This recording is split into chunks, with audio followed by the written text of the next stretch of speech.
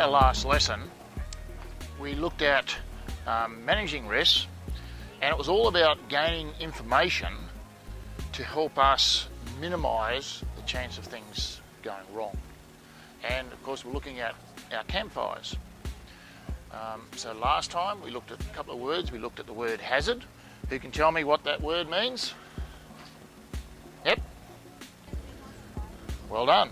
So a hazard can be anything where can be something that could cause things to go wrong. In our case, a campfire. Campfire can be a hazard.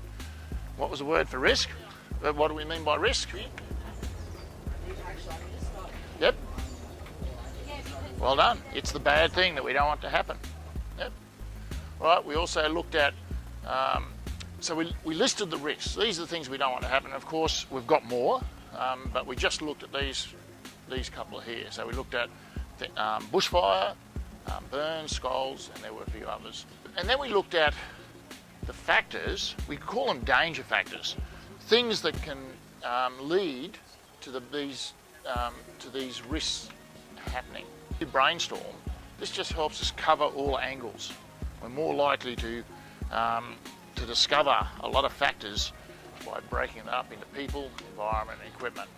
And we discovered that people factors would be horseplay, mucking around the fire. People putting sticks in, waving them about, could lead to a bushfire. We looked at the environment. We saw the dry, hot weather, lots of leaf matter can lead to a bushfire.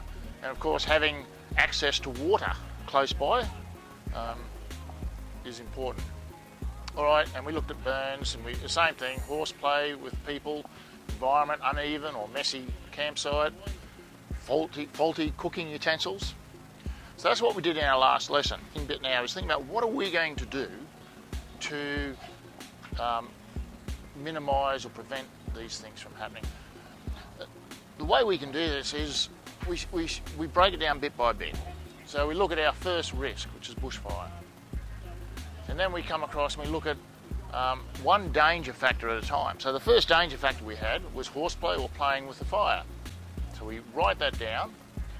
And now we think about what are we going to do? What's our action? What are we going to do? And what are you going to do around your campfire to minimise the chance of people playing with, or just prevent people playing with the fire? Yep. Take control of your fire. Send them away. Yes. Talk to them. Tell them. They may be inexperienced. Kids like to play with the fire. You just need to point out to them they can't do it around your fire. Yep. So, what's this? Just take control. Teach. Explain to those around your fire not to play with it. All right. And that will reduce the chance of a bushfire happening because people are playing with your fire. All right. What was another danger factor? And that was a people factor. So what was an environmental factor? And put your hand up. Yep. Yeah. All right. So having dry leaves. All right. So that was an environmental factor. Dry leaves, hot weather. Yep. All right. What action will you take if it's dry and there's lots of leaves around? Don't have a fire? Yeah, well, that's a possibility. But just say you really want a fire and you think it's safe to do so, what can you do? Well done. Clear it. Yep. So you can make sure you clear leaf matter away. Clear leaf matter. And if need be, you just decide not to have a fire that day. Yep. Moving on, so that was, what factor was this one? Environmental, yep, well done. So environmental. What was the other factor? Equipment. Yep. A container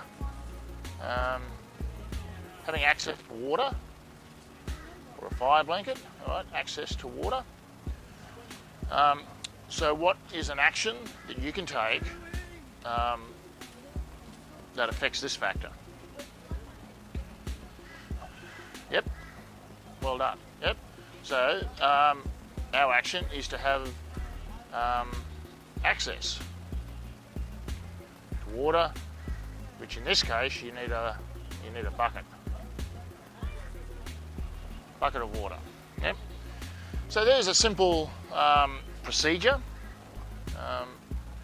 You can make it a bit more flash by looking at what's the risk now after you take action, but for our purposes here, this is a nice simple way of thinking through all the danger factors that could lead to the bad things happening, and just what are the ways that what are some of the things you're going to do to minimise these bad things from happening.